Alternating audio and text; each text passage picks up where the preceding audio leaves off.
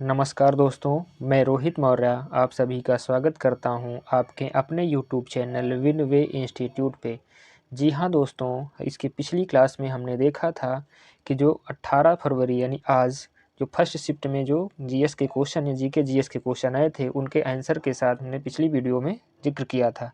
तो इस क्लास में इस वीडियो में हम देखते हैं कि सेकंड शिफ्ट में जीके जीएस यानी 18 तारीख का जो पेपर आज यानी सेकंड शिफ्ट में कौन कौन से जीके जीएस के क्वेश्चन आए थे, है ना। तो देरी ना करते हुए स्टार्ट करते हैं आज की वीडियो।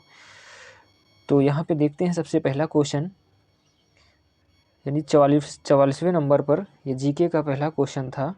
तो 44वें नंबर पर ये था क्वेश्चन जीके का पहला। तो देखते हैं कौन सा था कि भारत के संविधान के अनुच्छेद 64 और 89 एक के तहत निम्नलिखित में से कौन राज्यसभा का पदेन सभापति होता है।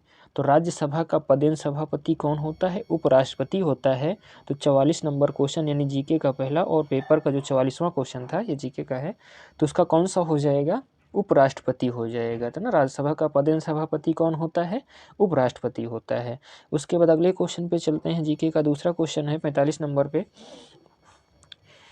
कि निम्नलिखित में से कौन सा दिन भारत में राष्ट्रीय युवा दिवस के रूप में मनाया जाता है। तो राष्ट्रीय युवा दिवस कब मनाया जाता है? 12 जनवरी को। राष्ट्रीय युवा दिवस कब मनाया जाता है? 12 जनवरी को मनाया जाता है। तो 45 नंबर क्वेश्चन का कौन सा ऑप्शन सही हो जाएगा? बी ऑप्शन यानी 12 जनवरी सही होगा। ठीक है, इसके बाद आगे चलते हैं। 46 नंबर जो क्वेश्चन है इसमें पूछा गया कि निम्नलिखित में से कौन सा अम्ल सिरके में मौजूद होता है। तो सिरके में कौन सा अम्ल मौजूद होता है? सिट्रिक अम्ल। कौन सा? सिट्रिक अम्ल यानी सिट्रिक एसिड। तो 46 नंबर क्वेश्चन का कौन सा ऑप्शन सही हो जाएगा? सी ऑप्शन सही हो जाएगा। उसके बाद अगला है 47 नंबर क्वेश्चन, मामूली चीज़ों का देवता यानी इसको इंग्लिश में the God of small things, the God of small things, ये किसकी पुस्तक का नाम है? तो ये है अरुंधति राय। किसकी है? अरुंधति राय। तो 47 नंबर क्वेश्चन का कौन सा ऑप्शन सही हो जाएगा? डी ऑप्शन सही हो जाएगा। ठीक, उसके बाद चलते हैं 48 नंबर क्वेश्चन है।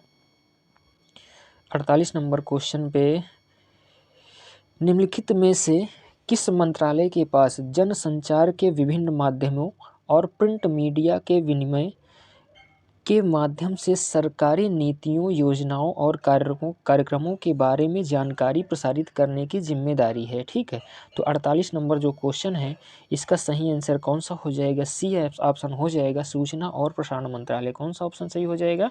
सूचना और प्रसारण मंत्रालय। तो 48 का सी ऑप्शन सही हो जाएगा। उसके बाद अगला है 49 नंबर क्वेश्चन। 49 नंबर क्वेश्चन में क्या है?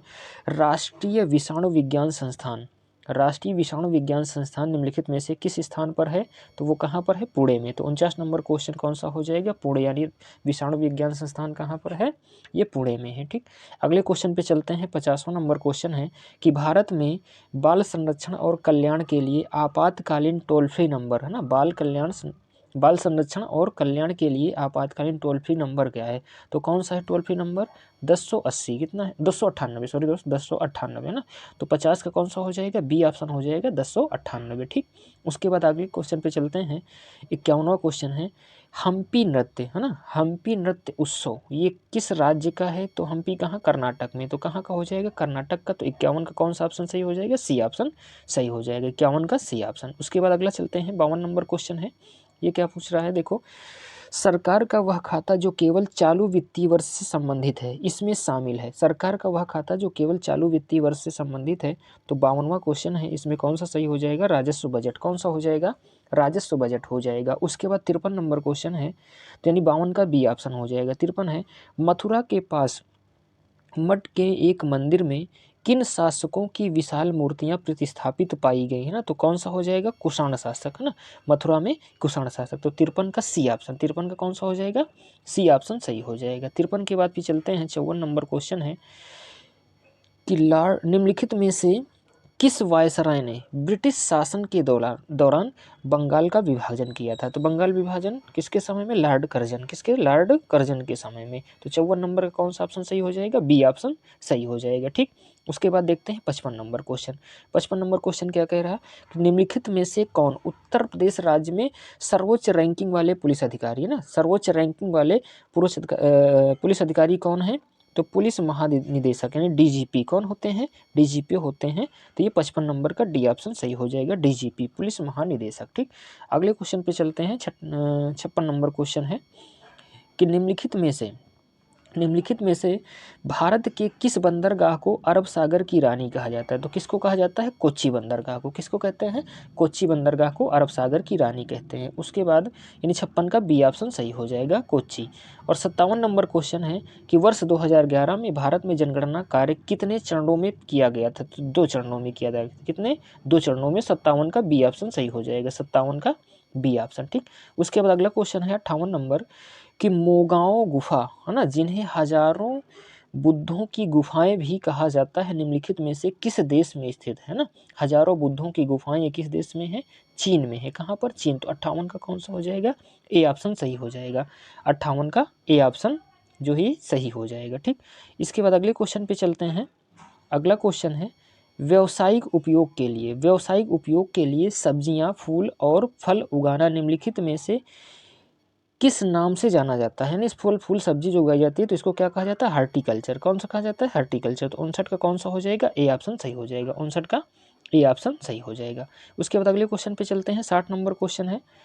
60 नंबर क्वेश्चन क्या कहता है? उत्तर प्रदेश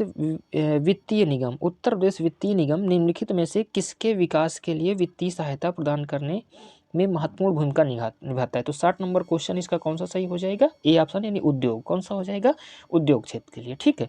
उसके बाद 61 नंबर क्वेश्चन है कि दुधवा राष्ट्रीय उद्यान ये उत्तर प्रदेश के किस जिले में है? तो लखीमपुर खीरी में। कहाँ पर है? लखीमपुर खीरी में हो जाएगा। तो 61 का डी ऑप्शन हो जाएगा, ठीक। उसके बाद 62 नंबर पे चलते हैं कि 62 में 2006 में संयुक्त राष्ट्र मानवाधिकार आयोग का नामकरण बदल दिया गया और इसका नाम बदलकर निम्नलिखित में से क्या कर दिया गया? तो मानवाधिकार आयोग जो है ये मानवाधिकार परिषद कर दिया गया। क्या है? मानवाधिकार परिषद। तो 62 नंबर का कौन सा ऑप्शन हो जाएगा? डी ऑप्शन यानी मानवाधिकार परिषद हो जाएगा, ठीक। उसके बाद अगले क्वेश्चन पे चलते हैं। 63 नंबर क्वेश्चन है कि उत्तर प्रदेश में कुंभ मेला का उत्सव किन नदियों के संगम पर मनाया जाता है? तो ये तो पता ही होगा कि गंगा, यमुना और पौराणिक सरस्वती नदी, ठीक है।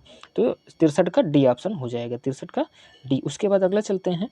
64 नंबर क्वेश्चन है कि इजराइल हमास संघर्ष, है ना, इजराइल हमास संघर्ष के क्षेत्र में भारतीय नागरिकों को निकालने के लिए भारत द्वारा शुरू किए गए ऑपरेशन का नाम, यानी इजराइल हमास युद्ध के संघर्ष के समय जो वहां से भारतीयों को निकाला गया था, तो कौन सा ऑपरेशन चलाया गया था? ऑपरेशन अजय। कौन सा?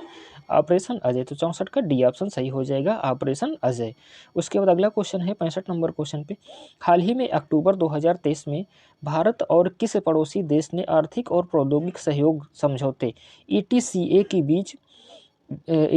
की बातचीत फिर से शुरू हुई? तो किसके बीच हुआ? श्रीलंका के बीच। भारत और श्रीलंका के बीच ETCA समझौता। 65 का कौन सा हो जाएगा? ए ऑप्शन सही हो जाएगा, ठीक। उसके बाद अगला चलते हैं। 66 नंबर क्वेश्चन है। NIA का फुल फॉर्म पूछा गया है। तो NIA का फुल फॉर्म क्या है? National investigation agency. National investigation agency NIA का फुल फॉर्म हो जाएगा, ठीक। अगले क्वेश्चन पे चलते हैं जो 67 नंबर क्वेश्चन है। 67 नंबर क्वेश्चन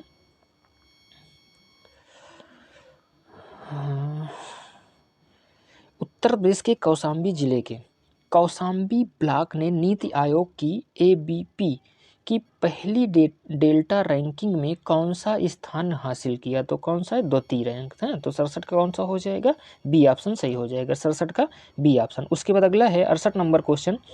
हाल ही में प्रधानमंत्री श्री नरेंद्र मोदी ने अयोध्या में नवनिर्मित हवाई अड्डे का उद्घाटन किया। इस नवनिर्मित हवाई अड्डे का नाम कौन सा है? तो अयोध्या में जो हवाई अड्डा है वो कौन सा है? महर्षि वाल्मीकि अंतर्राष्ट्रीय हवाई अड्डा। तो 68 का कौन सा ऑप्शन हो जाएगा? सी ऑप्शन सही हो जाएगा, ठीक। उसके बाद चलते हैं 69 नंबर क्वेश्चन पे, 69 पे। तो हाल ही में क्वेश्चन है, हाल ही में प्रधानमंत्री ने खाली स्थान है लक्षद्वीप समूह सबमरीन ऑप्टिकल फाइबर कनेक्शन परियोजना की शुरुआत करके लक्षद्वीप में धीमी इंटरनेट गति की चुनौती को दूर करने का संकल्प लिया था, जिसकी घोषणा 2020 में लाल किले में स्वतंत्रता दिवस के भाषण के दौरान की गई। तो ये लक्षद्वीप और किसके बीच? कोच्चि के बीच। किसके बीच में? कोच्चि। तो 69 नंबर क्वेश्चन है, इसका कौन सा हो जाएगा? बी ऑप्शन सही हो जाएगा, कोच्चि, ठीक। उसके बाद 70 नंबर क्वेश्चन पे चलते हैं। 70 नंबर क्वेश्चन क्या है कि वर्ष 2016 में, है ना, वर्ष 2016 में नोटबंदी के दौरान RBI यानी भारतीय रिजर्व बैंक के गवर्नर कौन थे? तो कौन थे उस समय? उर्जित पटेल थे। कौन थे? उर्जित पटेल। तो 70 नंबर क्वेश्चन का कौन सा हो जाएगा? बी ऑप्शन सही हो जाएगा, 70 का बी ऑप्शन। उसके बाद है 71 नंबर क्वेश्चन में उत्तर प्रदेश में ऑनलाइन वित्तीय धोखाधड़ी की रिपोर्ट करने हेतु व्यक्तियों के लिए साइबर क्राइम हेल्पलाइन नंबर शिकायत करने की समय सीमा कितनी है? तो कौन सा हो जाएगा? बी ऑप्शन, यानी 24 घंटे के भीतर। शिकायत कितने घंटों या 24 घंटे के भीतर किया जाएगा। तो 71 का कौन सा हो जाएगा?